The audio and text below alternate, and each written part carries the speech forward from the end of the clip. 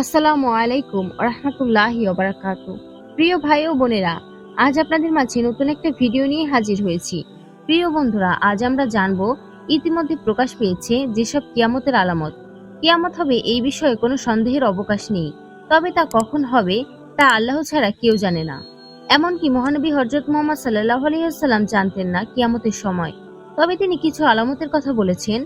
এসব আলামতকে দুই ভাগে ভাগ করা হয়েছে: ছোট আলামত ও বড় আলামত। বড় আলামত হলো 10টি এবং ছোট আলামতের নির্দিষ্ট কোনো সংখ্যা নেই।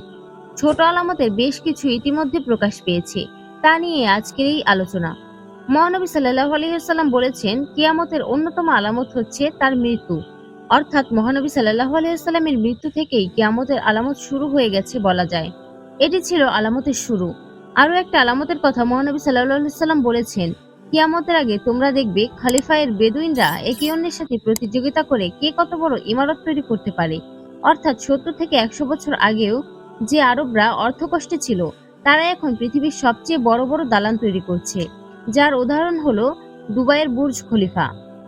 আরও একটা ভবিষ্যদ্বাণী করেছেন নবী করিম সাল্লাল্লাহু আলাইহি সাল্লাম, বলেন যে কিয়ামতের আগে মসজিদ হবে এলান প্রাসাদের মতো।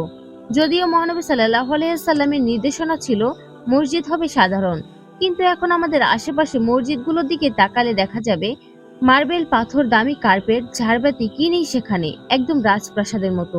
মহানবী সাল্লাল্লাহু আলাইহি সাল্লাম আরো বলেন, কিয়ামতের আগে হত্যা বেড়ে যাবে, এতটাই বাড়বে যে যে হত্যা করছে সে জানবে না কেন হত্যা করছে, আর যে হত্যা হচ্ছে সেও জানবে না যে কেন হত্যা হচ্ছে। আমাদের সমাজের বর্তমান চিত্র কি এটাই নয়? মহানবী সাল্লাল্লাহু আলাইহি ওয়াসাল্লাম আরো বলেন যে কিয়ামতের আগে সুদের ব্যবহার বেড়ে যাবে, এতটাই বাড়বে যে কেউ এর ধুলো থেকে বের হতে পারবে না। আমাদের বর্তমান অর্থনৈতিক ব্যবস্থায় এখন পুরো নিয়ন্ত্রণ করছে ব্যাংক, আর ব্যাংক চলে সুদের টাকা দিয়ে। অর্থাৎ বলাই যায় যে আমরা সবাই এখন সুদের জালে আচ্ছন্ন হয়ে আছি। মহানবী সাল্লাল্লাহু আলাইহি ওয়াসাল্লাম আরো বলেন যে কিয়ামতের আগে সাক্ষরতার হার বেড়ে যাবে, কিন্তু মানুষের জ্ঞান কমে যাবে। অর্থাৎ মানুষ পড়তে পারবে, লিখতে পারবে, কিন্তু প্রকৃত জ্ঞান থাকবে না। তিনি আরো উল্লেখ করেন যে সে সময় বক্তা বেড়ে যাবে, কিন্তু প্রকৃত জ্ঞানী লোক কমে যাবে। অর্থাৎ এমন অনেক বক্তা থাকবে যাদের আসলে কোনো জ্ঞানই থাকবে না। এমন ছোট বড় আরো অনেক আলামত আছে যা মহানবী সাল্লাল্লাহু আলাইহি ওয়াসাল্লাম 1400 বছর আগেই বলে গিয়েছেন, এবং তা আমরা এখন দেখছি। এই আলামতগুলো দেখলেই বোঝা যাবে যে আমরা কিয়ামতের কত নিকটে চলে এসেছি। যে কোনো দিন আগমন ঘটতে পারে ইমাম মাহদীর।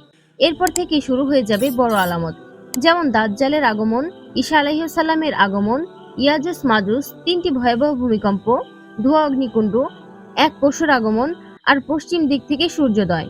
বন্ধুরা, আজকের ভিডিওটি এই পর্যন্তই। ভিডিওটি ভালো লাগলে লাইক করবেন। আমাদের সাথে থাকতে হলে চ্যানেলটি অবশ্যই সাবস্ক্রাইব করে বেল আইকন অন করে রাখতে পারেন। ধন্যবাদ জানাচ্ছি ভিডিওটি সম্পূর্ণ দেখার জন্য। আল্লাহ হাফেজ।